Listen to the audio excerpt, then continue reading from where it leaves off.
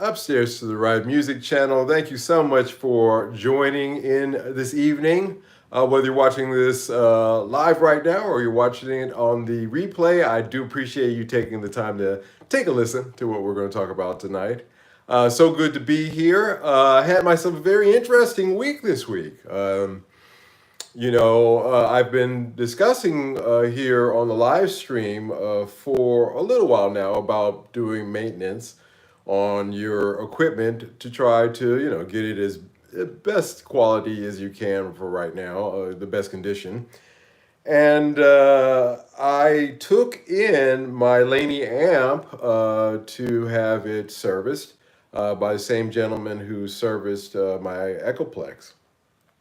And he gave me a report back on it. He said that it is a wonderfully built amp. He couldn't make any improvements upon it. We did change the plug on it from I think it was a British, yeah, I had a British plug on it because I got it in Singapore. And they have the same the same voltage system going. So current. He switched it over to an EU plug. So that's pretty cool. I don't have to use a transformer anymore when I want to run my Laney, which in the long run is better for it too. You don't want to run your equipment on transformers for a great length of time if you can avoid it. Sometimes it can't be avoided, especially if you start getting equipment from different parts of the world. Transformers become a necessary evil, but it does wear down on your equipment eventually a little bit faster than if you had a normal input into whatever the current. That's a current that you're wherever you're at is. That's the best way to go. And I like the current. So witty of me. And that is the way to go. So he switched the plug over to an EU plug. So now I can do that. I can plug directly into the wall sockets here, no problem with my Laney. The next thing that I did this week in terms of doing maintenance on my gear is I took my Epiphone 1959 Les Paul into Fern. And it's something that he and I had discussed for quite a while. The last little update that we both felt that we could do to get the most out of that guitar, and that's put in a bone nut. Now, the Graphtec nut that those guitars come with, I believe that is what it comes with, yes. Those are good nuts, don't get me wrong. Actually, there's really nothing wrong with the nut that guitar comes with. However, and this is, this is getting into the land of, is it true or is it not? But with a bone nut, a couple of things happen. I always said that, pickups are 80%, almost 90% of the game when it comes to a guitar. But those other aspects, the wood, the things that come in contact with the strings and things of that nature, those do add into the overall tonal sound of a guitar, the improvements that can be made. And I do believe that a bone nut does a couple of things. It really helps you with, especially with Les Pauls, it helps you with intonation. Sometimes you'll have a problem with the D and G strings in terms of tuning on Les Pauls, and a bone nut cut. I have custom strings that I use from a company in Europe, in UK, and I custom order my strings. They're not a standard set. They're a slightly heavier set of nines, but I've used those for years. I get a whole batch of them, and those are the strings that I use. So having this nut cut specifically by Fern to the strings that I use really is a great advantage. It's really fantastic for getting that intonation really nailed down on that. It's funny that double cut custom that I got from Harley Benton made a guitar. That sucker, it has the same nut that the believe it or not, uh, again, I don't know if there is levels of quality there, but it has a Graphtec nut, and that sucker is the best tuning. I mean, this thing, I will tune it. I'll set it aside. I may not even play it for a few days. It's in a good place. It doesn't sit in the sun. It's in a good, temperature wise place, the best that I can, uh, considering as how hot it's been recently. But in any case, that thing, I'll pick it up and it'll be really close. I mean, absolutely almost perfectly in tune from the last time that I tuned it up. So I cannot say the same thing about the Epiphone. Unfortunately, I would do the same with that. I tune it up, I play it a minute, go sit it down, get back to it in a day or so, and it'll fall out of tune. Not bad, not disastrously. Not so much that most people really fuss about it, but the fact that Harley Benton can stay in tune so well, is kind of as Fern says, the Epiphone has a more of a movement in the neck is what it is. It's just it has more movement for whatever reason. That's not a bad thing actually. Uh, uh, but Not necessarily. But with a bone nut cut specifically to the type of strings that I use, I really think that that is a great way to go. I think that the other thing that it does for you having a bone nut is it really, if you have a dark guitar, if you have a very dark sounding guitar, a bone nut will add a little bit of trouble to it. It'll actually, and sustain as well. It's pretty much well proven. Wherever those strings come in contact, whatever those strings come in contact, those contact points are your next step on your guitar in terms of importance of your tone. Pickups being a big part of it, your nut, your tuners, your bridge, and all of that. Those are your contact areas are going to be the next stage. So certainly by improving and it's not necessary. It's a matter of taste. If you have a good nut and if it's working for you, you don't have to do it. This is something that I've always wanted to do. I've never had a guitar. And again, historically, Les Pauls did not have bone nuts to them. But I've been curious about a bone nut. It would make a great show for the channel for me to demonstrate the sound tonal difference between that Graphtec nut and the bone nut, and see if there truly is a little bit more sustain and how well it tunes up now as opposed to before, or things of that nature. So I decided to go ahead and do that. So I'm having the nut replaced on that Les Paul 59, and I think it'll be fun. Either way, it's a custom cut nut that he's doing for me, and it's not going to hurt. And as I said, I'm not getting rid of that guitar. That's kind of my guitar. I like that thing a lot. And investing into it just to make it just a little bit better, nothing crazy, has paid off, and I think that that's been evident in the recordings that I've done with it, and some of the stuff that I've done. I just did a demo on this pedal here, the 7 Series Overdrive, using that 59 before I put it in the shop. And as you know, I was really pleased. I was especially pleased with the neck position pickup. As you know, I swap pickups. I put Epiphone Pro Buckers in there. Pro Buckers, yeah, in there. Oh no, Alnico 2s I put in there. Epiphone, I took out the Gibson pickups because no matter what I did by lifting that neck pickup or lowering it or adjusting the pole pieces, I couldn't get the kind of clarity out of that neck pickup. It was a little muddy. Now, some people will say that Epiphones just by nature have a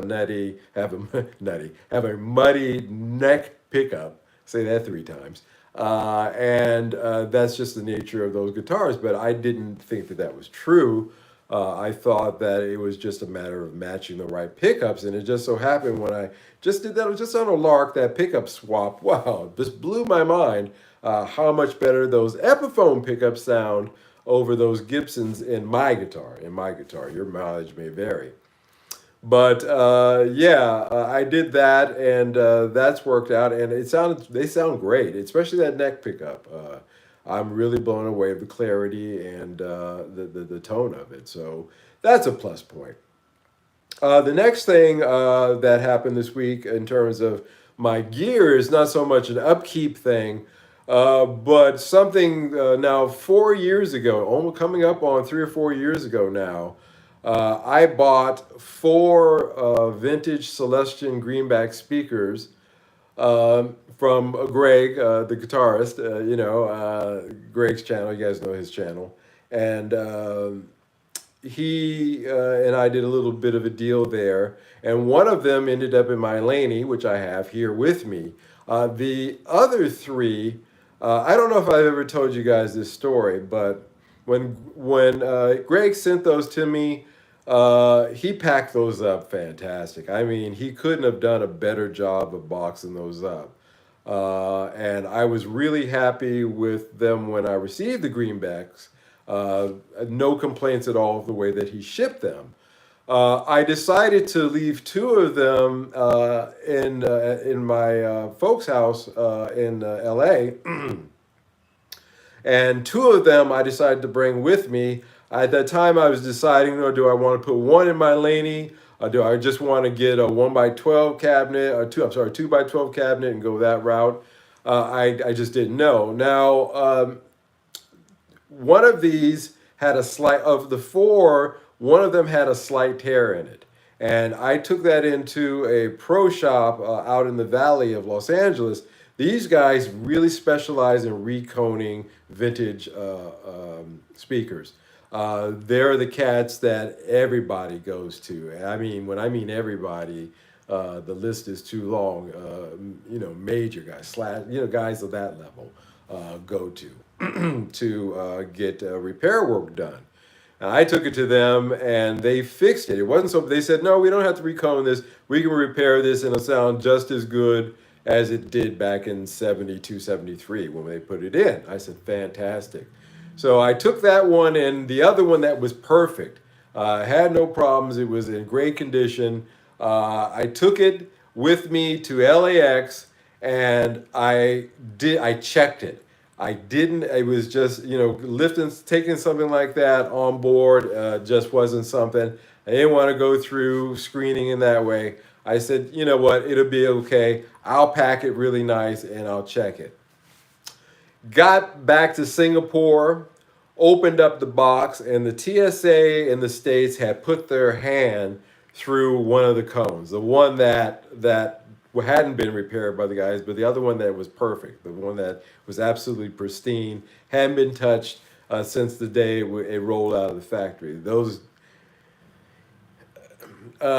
individuals in the TSA put their hand through the cone.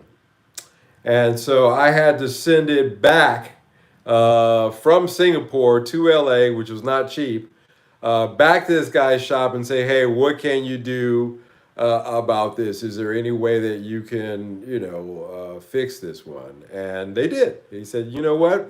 We can repair this. It's still all there. It's not such a bad tear. We think we can do it. So unfortunately, that one I had to have it shipped back. I didn't have it shipped back to Singapore because the cost of it would just been too enormous. And I thought to myself, well, I'll get back to LA and I'll just bring them back, the last three back with me on the next trip. Then, of course, as you know, the coof hit, and I haven't been back since. So fortunately, recently, my brother got to my folks' house. He doesn't live in the States. I mean, in Los Angeles. He lives in another state. And but he got there in his car and he was able to retrieve my greenbacks. So I'm debating what to do about them. I probably, absolutely, the one that I had sent back from Singapore to LA and had it repaired, that one I'm going to have him send back to me. The other two, which are actually, there's nothing wrong with the cones on them either, as I seem to recall. They were just not as good a visual condition as the other two. I think that those two I'm going to put up for sale on my Reverb. You know, I can't conceive of having, Johan channel. I've talked about him, the guy who demos all the vintage gear, those 4x12 Marshall cabs and things of that nature. I really admire him. Even with my large studio in Singapore, there was no way, and I was renting a house, there was no way that I was going to even try to run a Marshall 1x12. They would have thrown me out of Singapore. So I thought to myself, well, I can't ever conceive of putting the band back together, so to speak, and sticking all four of them in a 4x12. But I could possibly see myself still considering obtaining another speaker cabinet and sticking in there. Something I'm going to do, but I'm going to keep one of them. The other two, I'm thinking I'm going to put up for sale my Reverb. If that's something that you guys are interested in, I'll keep you posted as to what I do with that. But that sound of those vintage greenbacks, I have to tell you, it's another one of those things that you really can't replicate. I've got here my Cab Zeus greenback simulation, a frequency response of a greenback. And it's nothing like the real thing. When you've got it, even in a 1x12, you hit that chord and you get that compression and just the tone of it. It's just pure rock. If you want to know what I mean, just listen to that last demo, like I said, that I did here, the last show on this overdrive, and you can hear that when I hit those chords, those power chords. I'm just running on the up and down the neck. You can really hear how that greenback compresses. Wait a minute. No, I didn't use the greenback. I'm sorry, guys. I didn't use the greenback on that demo. That was the Fender. What did I use the greenback? Well, another demo that I did not a little before this one with a pedal. And you can really hear how that compresses. With the Fender, you don't get that kind of compression. I did notice that. That was the one thing that between that whatever that Jensen copy they have running in that Fender and the one that they have, it's basically a copy of a Jensen speaker. I'm not sure what it is. Versus that greenback, you really can hear the difference, and that greenback compresses a little bit more. So it's just something that you have to experience. I am happy to have them. I just have an abundance of them. And I'm thinking I'm probably going to let a lot of those go. All right. So on to the main subject of tonight. In the news probably by now, in the title of tonight's program is Another One Bites the Dust. And I have a pedal, one of the full-tone pedals up there, the OCD pedal. And that is because of the news that Mike Fuller, Full Tone Pedals, has decided to cash in his chips, so to speak, even in his own words, cash in his chips and move on to greener pastures. Now, one of the things in this story is that after 30 years of being a California company, so I know them well from back in the 90s. Being a company that's been around for 30 years, and he made the statement that it's harder now. Oh, I didn't catch that last one. If you could repeat that last statement, I'm sorry, I wasn't looking at the screen. The fact that Mike Fuller has 30 years of experience is more of a point of discussion that I'd like to have with you, as opposed to the one that most people are focusing on, that it's getting harder, in his words, to produce products in the USA. Now, it's hard to produce 100% in the USA. And a lot of people are focusing in on that. Yeah, sure. Yeah, but we've talked about that on this channel. We've covered this before. We've talked about the cost of importing goods, and really the overall conditions in China with their factories. Their COVID lockdowns are serious, and on top of that, now with the drought that they're having a very hard time producing electricity, and a lot of their factories are closed. Even if they're not hit with a COVID closure, now they're closed with a closure or partial running because of electricity shortages. They use a lot of hydropower, and it's kind of hard to run your hydropower when you don't have the rivers flowing, or they're non-existent. So there's that. But yeah, and all of this is going to tie together because, in my opinion, that's not the thing. The thing is the fact that here we have yet another producer with 30 years of experience leaving the market. Now, in his statement, he said, I'd like to leave the market and leave it for the young mavericks to step in.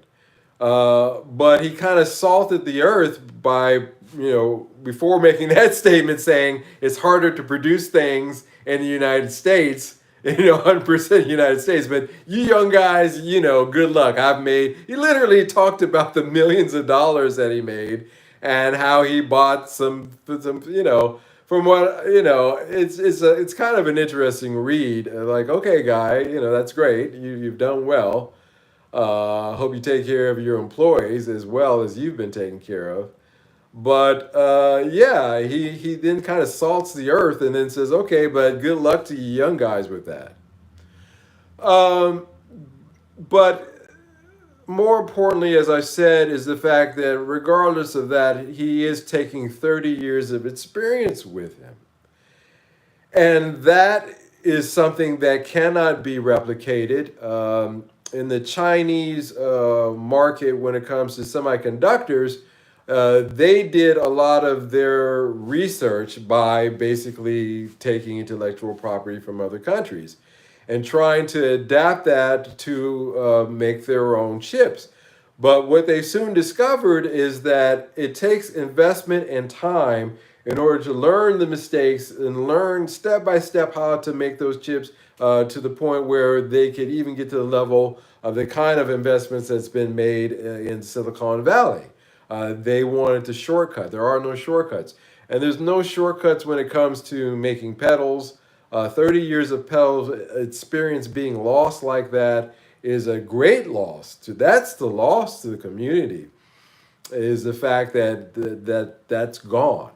I talked about the Epiphone factories in China right now, and as I've just laid out to you, and again, you're free to investigate. As a matter of fact, I encourage you to investigate as much as you can on your own. But you'll see that what I'm saying is true, that those factories in China are facing severe power shortages.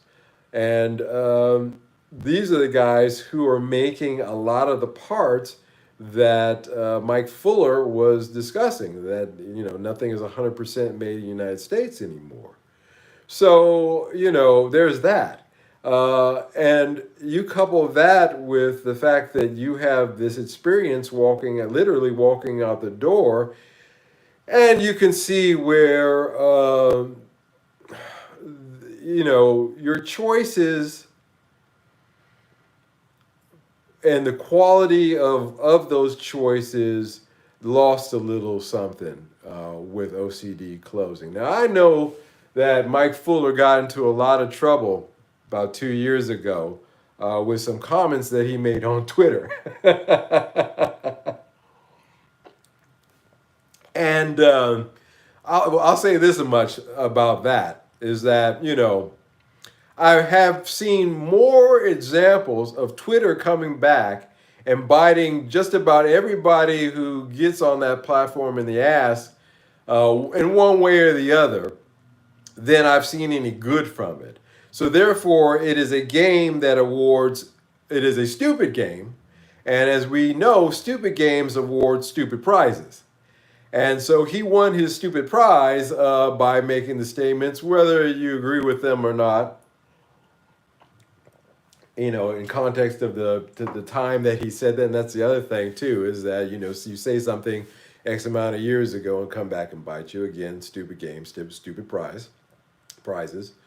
And he said these things, but that doesn't, and he got in a lot of trouble. A lot of people dumped him. Guitar Center dumped him. A lot of shops dumped him. He made a mistake and he put his foot in his mouth on Twitter about the dumbest thing you could do. And I literally really wonder about that sometimes, what it takes to, anyway, I digress. But, but he has 30 years of experience. We're not going to throw the baby out with the bathwater. And the man is walking out the door with that experience. And he's saying, as he walks out the door, oh, by the way, good luck with trying to produce 100% of the USA made products.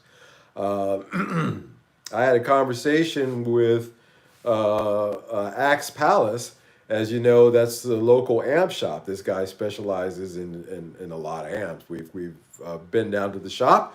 You can look in the video descriptions and you can find the Axe Palace show and take a look at his amp shop. And we had discussion about the fact that none of the amps, there are no 100% made in the USA amps anymore. Some component or another comes from somewhere or the other. And if the components in that supply chain start to have issues, then you're going to find yourself in a situation where it's probably easier, as Mike Fuller did, to decide just to walk out the door instead of trying to source things and fulfill orders and all that. And he just decided to walk. So again, not so alarming about the 100% made in USA not being difficult to achieve these days, but even if you think about Gibson guitars, which are the Gibson USA lines, custom shop stuff, where are the plastics from? Where's the wire, the enamel wiring for the pickups from? Where do they get the pole pieces from? Where are those sourced from? You start breaking a guitar down and start looking at where the individual pieces come from. Yeah, the wood probably sourced from the States, maybe. But yeah, it's all over the place. So no, there's no truly 100% made USA products. Love your polished job on your 59. I want to have that done on mine, but no Tecumseh is willing to do it. Well, Mr. Johnson, I have to tell you that you can achieve it. It's going to cost you a little bit of elbow grease. I'm not kidding. If you remove all your bridge and all your saddles, all that stuff, all those pieces out, take your knobs off, obviously. Get yourself some Karumba turtle wax. So it comes in a green bottle, turtle wax with Karumba wax in it. It's got to have Karumba. It'll say it on the bottle. Get yourself, I got it right here next to me. Get yourself a microfiber cloth or cloth. This one is from TC Gaki in Japan. They gave this to me when I bought a guitar with them. But a cloth like this that won't leave micro abrasions on that guitar, and start working that, man. It's going to take you weeks. Not weeks, but it'll take you about a week to get it where you start to say, okay, that looks nice. But you can do it yourself. And I maintain mine. When you see my guitar, that's a monthly maintenance. I take that Karumba wax, I take this, and I give it a good working, and I just to keep that polish going. You can do it too. It doesn't have to be a luthier. Save yourself the money. Seriously, just go down to wherever shop you're at. You can. It's sold worldwide, so it's not. I got mine here, at an Albert Hain, so it's not a hard thing to find. Turtle wax with Karumba oil. Get yourself a rag that's not going to give you micro abrasions, and just go to town on it. Just work it, polish it, and you'll. It's a good thing too, man, because it's like it's like that. I don't want to say that. It's weird, but it's like that scene with Patrick Swayze in Ghost when he's working that clay. When you work your guitar and you get into it, you're starting to learn it intimately. You learn its flaws. You get to see things, and when you're working with it like that, it'll just bring it that much closer to you. So that's always a good thing. But getting back to Full Tone, yeah.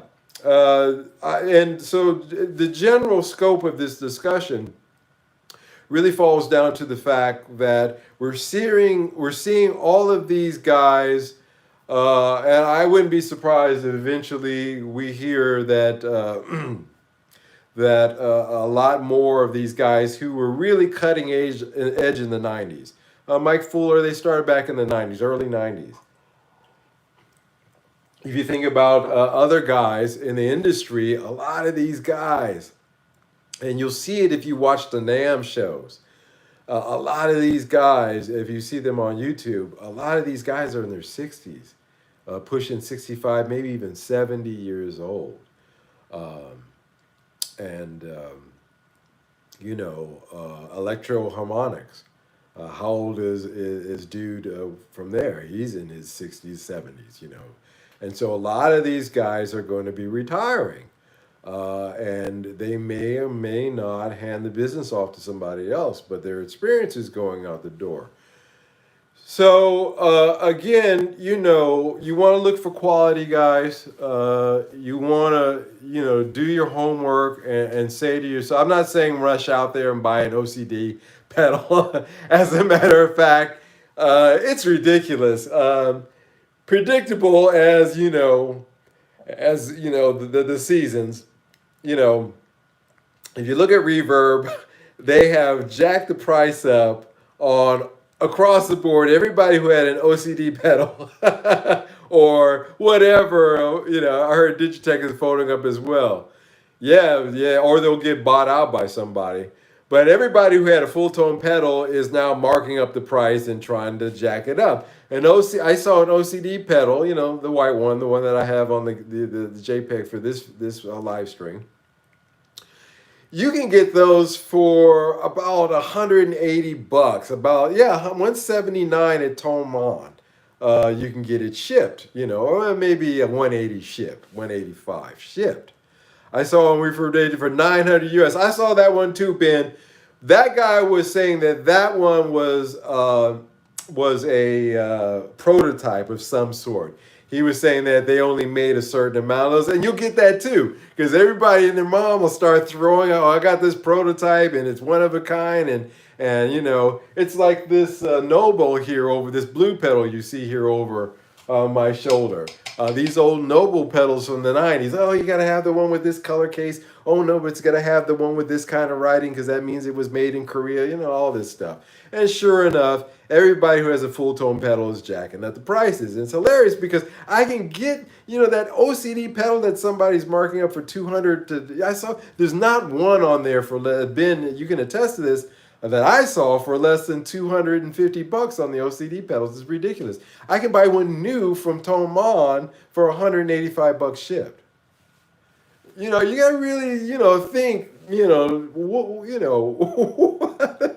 what? And sure, yeah, there's going to be cats out there who are going to say, well, I got to rush out and get myself whatever that full tone pedal that I was going to get that I've been putting off. I better get it. And it's a valid argument because after this point, they will not be making any more of those. That is true. So, that is a valid argument. I better get out there and buy one. And, no, there are no new ones. Their 160 is long McQuaid, and they got lots of them. It's ridiculous. You can buy one from a store, brand new. Why would you buy it for more secondhand? I don't get, every now and then you see that kind of insanity. Yeah, I got you. But still, even with the exchange rate, it's not the money that they're asking on Reverb right now, Ben, for some of that stuff. Yeah, And this insanity, and because the company's closing, it's again, we saw that when Eddie died. When Eddie died, the 5150 amps, the the custom Frankenstein guitars out there. They all, the what was that? The Wolfgang guitars, all those, and even in that, it was the same. Well, this one is a Korean one made, and this one's American one made, and and that's why it's this and this. It's just the same old stuff. You get, I talk about it because I want you to become just as jaded about it as I am. And that way it breaks the spell. And that way when you're sitting there and you got your wallet in this hand and your cell phone in the other, and you're looking at Reverb, you think to yourself, hey, look at this crap. I don't want to have anything to do with any of it. I'm good. So it's funny to me just to see this stuff happen and time again. But yeah, so loss of experience, 30 years experience going out the door. A lot of these guys, like I said, that were pioneers, who really were true pioneers. There's no taking away from Mike Fuller. He's a true pioneer in the market. The boutique pedal was something that did not exist uh, in the manner that guys like him introduced to the market back in the 90s. That was the start of it. As I've told you before, having that was my heyday. That was my, I hate to date myself, but that's when I was young and really thriving. And I was lucky because the magic period, I was having this discussion with my Uncle Carlton the other day. As you know, he's the guitar player for Fats Domino. He's in the Blues Hall of Fame. But he and I were talking about the 90s and how fantastic the equipment that came out of that period is. Uh, it's getting to the point now, other than this custom build overdrive, most of the pedals on my board are now 90s pedals. And that's you know that's just the way it is because there's just something about the sound of the equipment. And I'm talking about everything: processors, reverb, delays, um, recording devices, ADAT. What was that one that I used? I used the ADAT system in the studios when I was recording A-tracks, and then you can link them 81624. Mackie mixers that really bringing home a very high quality, good quality mixer that didn't cost you thousands of dollars that you could bring into your home and use. Just everything. Signal processors. If you think about it, sampling really hit its stride with the Akai samplers, S1000, S900, 950. What was that? The 2000, MPC 2000. So MPC 60 first, which is my first drum machine. That's what I started at, and sequencer. I used to run my whole production studio when I was a teenager from an MPC 60. So yeah, a fantastic time to really be in the market. And so those guys, however, that were doing that designing and making that equipment available to us, they're gone now, or they're going out of business, or they're retiring.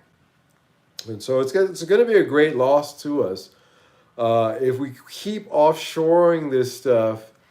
I just fear that the mentality of churning it out, mass producing it, is not the same thing as a guy saying, "Hey, let's take a look at this and let's figure out, hey, what can we do to improve this, or not even that, I'd like to make this. How can I make that happen?" And all the design errors, all the design, revelations, all the things that come about in the R&D of making a pedal.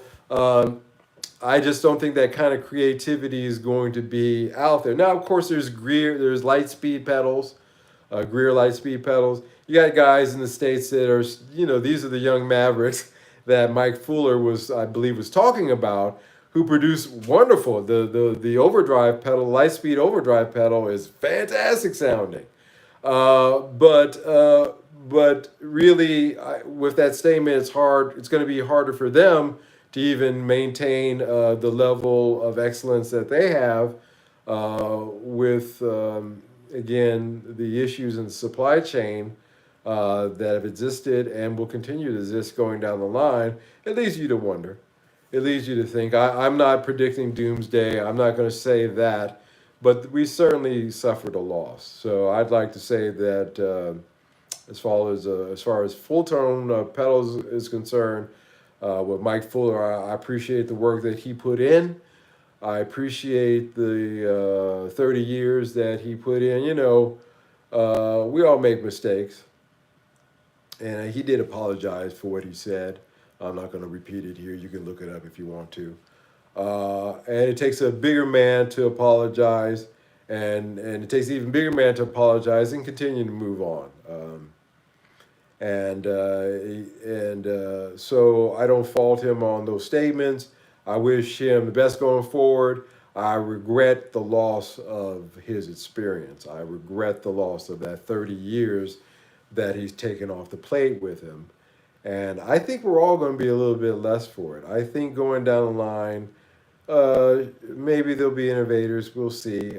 Unfortunately, again, like I said, looking at the landscape, I don't know if it's going to be in the United States.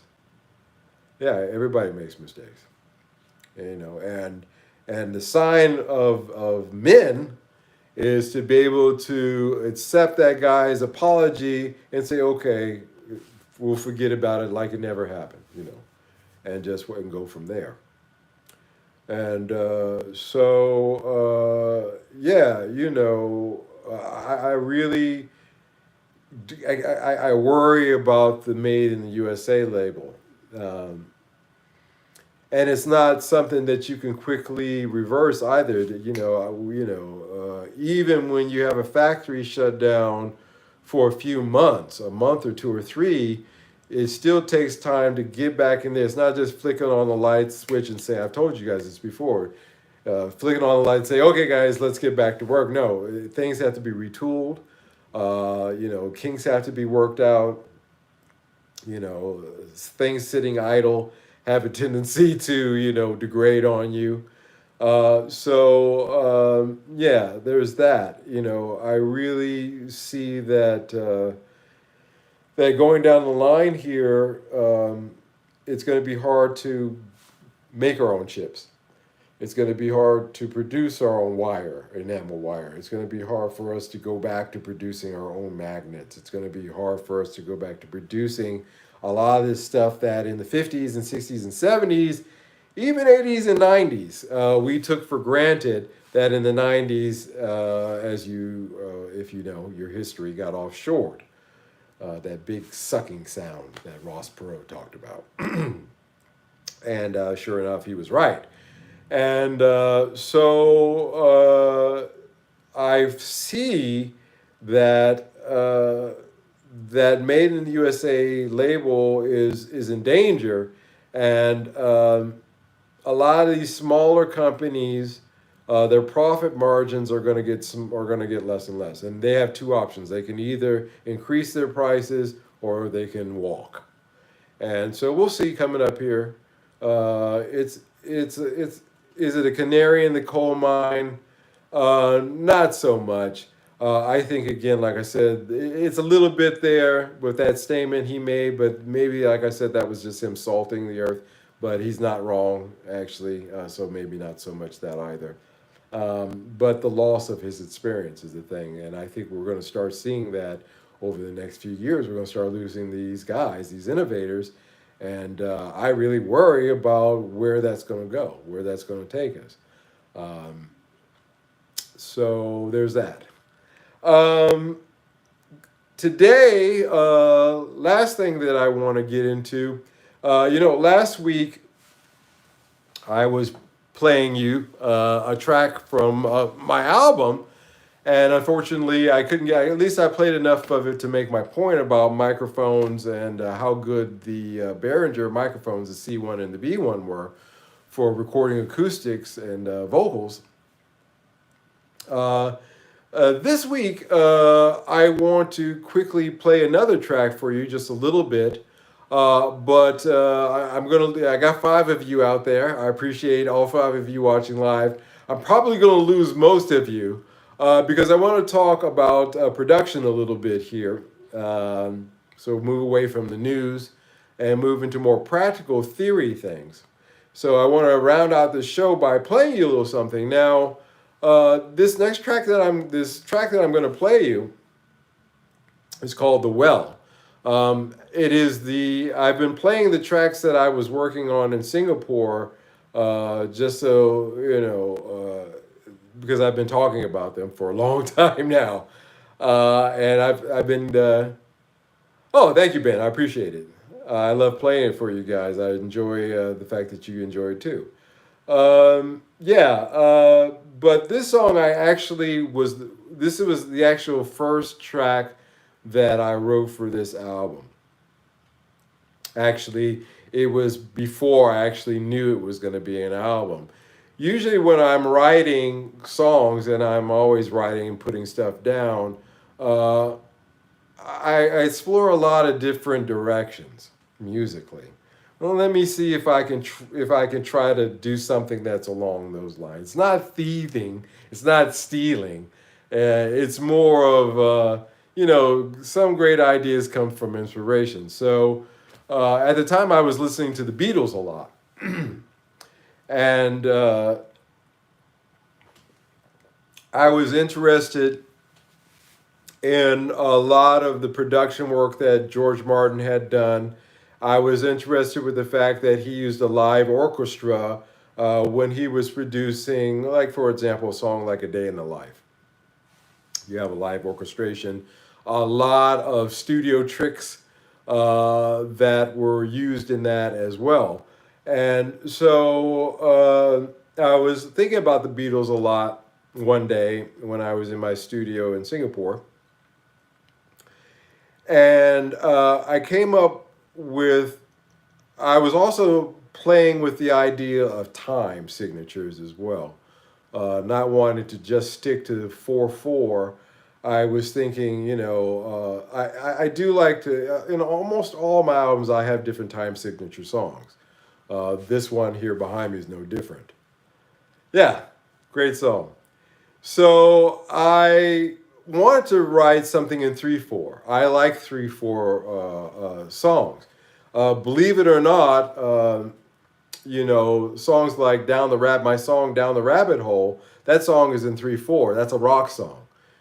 You can certainly, it's not just for waltzing. Da, da, da, da, da, da, da. No, you can actually write rock songs in 3/4, and it gives an interesting feel to them as well. And that was another aspect about Lennon and McCartney's songwriting, is that they played with time signatures and things like that. And Jimmy Page and Led Zeppelin, they're famous for that. As a matter of fact, on one of those songs, I can't remember right now, they have different time signatures going at different parts of that, So they were really getting into it a bit. So I was thinking along those lines, as a kind of an academic, not academic, but kind of as an exercise in composition. And sometimes I'll challenge myself like that. I'll say to myself, let me challenge myself and see if I can do this. So this song came about. I had a riff that I had come up with, and I started to build this track. Like a fool in the rain. Exactly. Dun dun dun dun dun dun dun dun dun dun dun. That thing and then the middle section where John Bonham breaks into that samba. We can find it on YouTube, A Fool in the Rain. Listen to the isolated drum tracks. It's on YouTube. You can find it. It'll blow your mind and show you why John Bonham, along with Mitch Mitchell and a lot of those other cats from the 60s, those guys were monster drummers. Monster drummers. It's because their background was in jazz. It was in jazz. And they took that jazz and brought it with a little bit of the blues, and they brought that into rock music. But yeah, so time signatures. So I came up with this song called "The Well." Now, again, you have time signature, you have a Beatles influence. I used a lot of, there's this thing that pitch shifts your instruments that you can run it through that the Beatles used on their recordings, Veritone, I forget what it's called. I used that on this recording with the guitar parts. But another thing that I did was I used orchestration. Spitfire Music, as you know, has full orchestra, samples that you can purchase. They're not cheap. I think it's about $300 for even their not top, but middle level orchestration samples. And I wanted to compose symphony music around this 3/4 waltz. So I wanted to have a rock tone with the bass and the guitar, electric guitar, acoustic guitar, but I wanted to put the orchestration of a waltz behind it. So I composed, again, and when orchestration, again, you have the orchestra.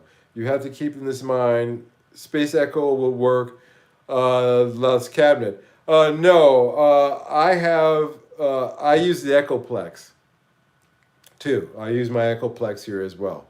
Leslie will give you that revolving thing. But this Veritone thing, I forget what it's called, but Paul McCartney is famous for using it. But anyway, I used my Echoplex too to achieve this as close to I could of this dreamy tone with a full orchestra. So I composed a string section, played that through, laid it down, recorded the violas, the cellos, the whole string orchestra. I composed that line by line, section by section, and put that all together, 2-track that, and then put the rest of the stuff on top of it. So that's a little bit of the background of this song. I'll play it for you now. I want you to pay attention in particular to the orchestration.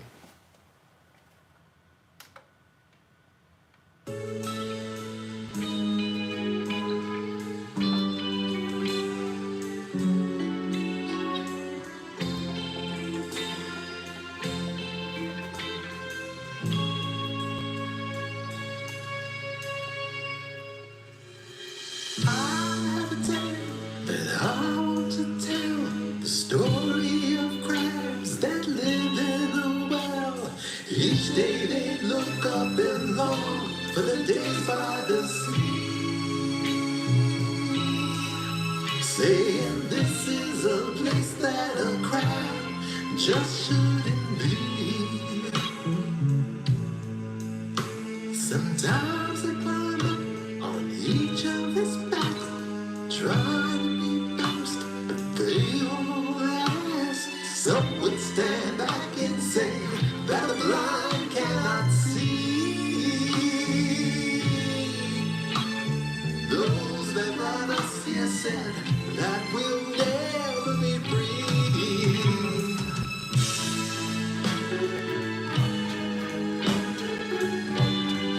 3/4.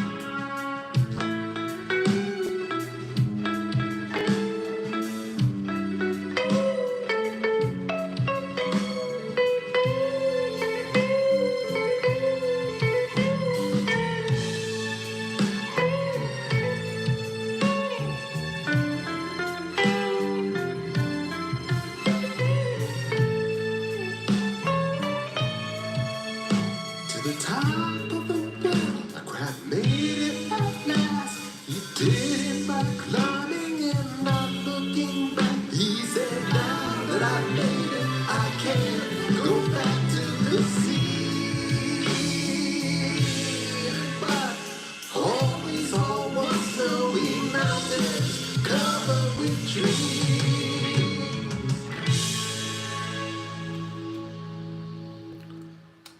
Okay, so that's my track, The Well. And so a lot of things going on there in that track. I tracked the drums first, and again, 3/4, just a basic 3/4 shuffle pattern. Then actually, I put the guitar parts down. So in this song, you have electric guitar to the left and acoustic guitar on the right. And all of them, the electric guitar has that baritone, that signal thing. So it's giving it kind of that phasey kind of sound to it, which again was hearkening to my thoughts about Beatles, that kind of psychedelicness to it. So that's what gave it that Beatles element that I want to have. Again, like I said, the orchestration I did, I once I had the guitar parts and the bass line, the rhythm section down, then I did the orchestration. I wrote the string parts and composed the music that you the string parts. Then the guitar solo was my Telecaster, Monica Butterscotch. So that was the guitar solo, that kind of bluesy, was done on Telecaster, and then laid my vocals down. But this is a song that's an example of, again, a kind of an exercise in my mind of let's take an element. It's never let's take an element from just this and just try to replicate that. No, it doesn't really work that way. When you're being creative in the way that I do it, if it's an exercise like this that actually turns out into something, I'm taking elements from different sources and different things. A little bit of the Beatles here, like I said. Thanks, Ben. You know, a little bit of trying to maybe sound like David Bowie in my vocal a little bit, trying to take a little bit from his vocal style, if you can pick that out in there or not. You know, and just bringing all these pieces of different ideas together to come up with a composition like this. You know, I like orchestrating a lot. This is not actually. There's another song on this album that has orchestration to it as well. I found that I really, for doing TV commercials, when I had to do, I was forced into it. I had no idea. I mean, I've been to many orchestra performances in my life since I was a kid.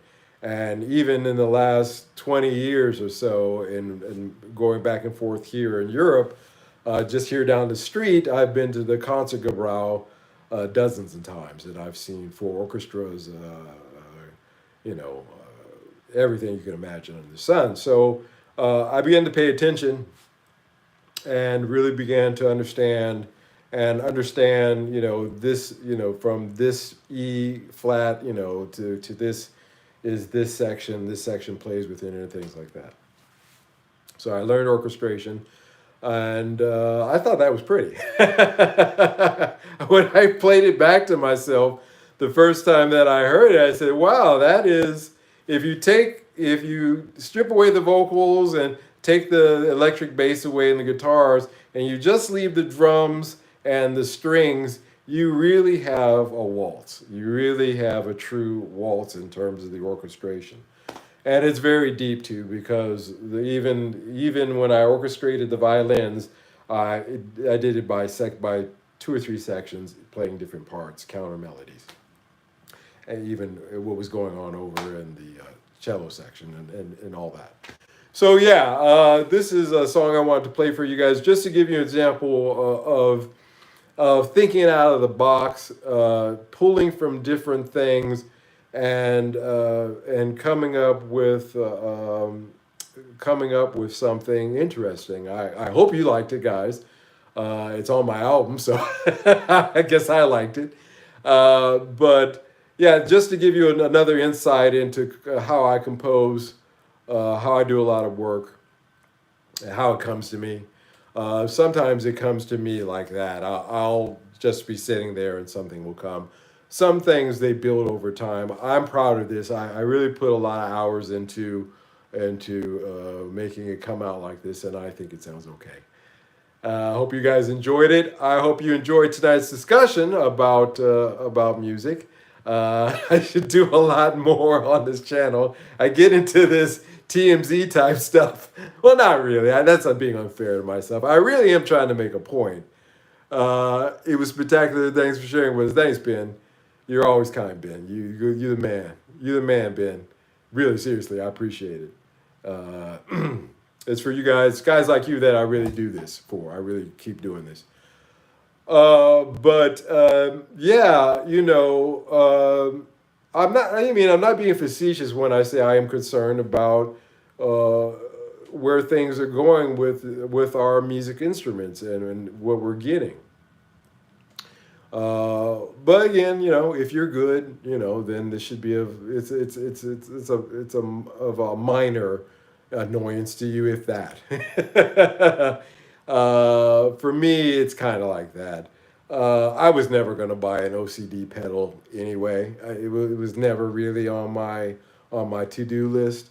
Um, I have a sound that I know now what it's produced. I know that Fender amp, you know, really boosted is with a Les Paul is the tone that I like, and so everything kind of builds from there, from that combination. Now the Laney, you're saying to yourself, "Oh, Mike, the Laney's not a Fender amp; it's more of a Marshall type thing." But it gives you, but I like that tone too.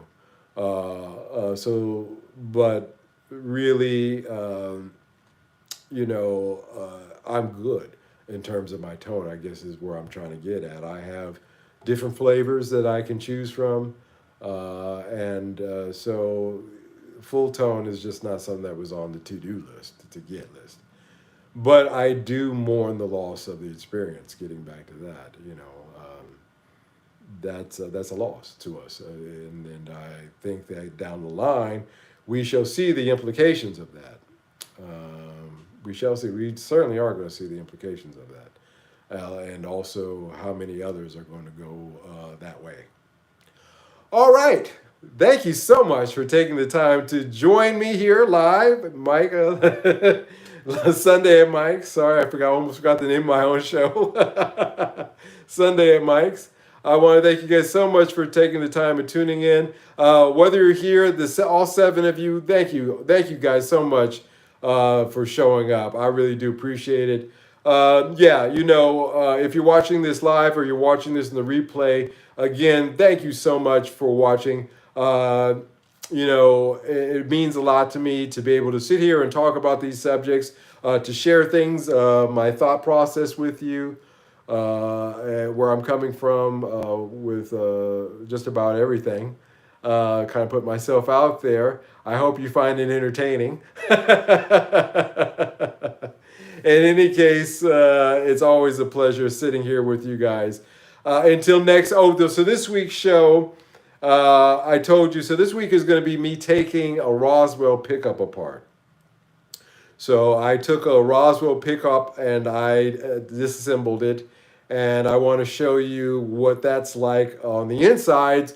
A little bit of a spoiler. There's a reason why those pickups sound the way that they do. I know there's some folks out there that just think that they're the bee's knees, but they really don't. They're not. They really aren't. They sound terrible. If you really had some good pickups or even some decent ones, you would know that. And there's a real reason behind that. And when I opened up the hood, so to speak, on that pickup, boy, did I find out why. I was really surprised about what I found. So you have that to look forward to this week in terms of a regular show here on the program.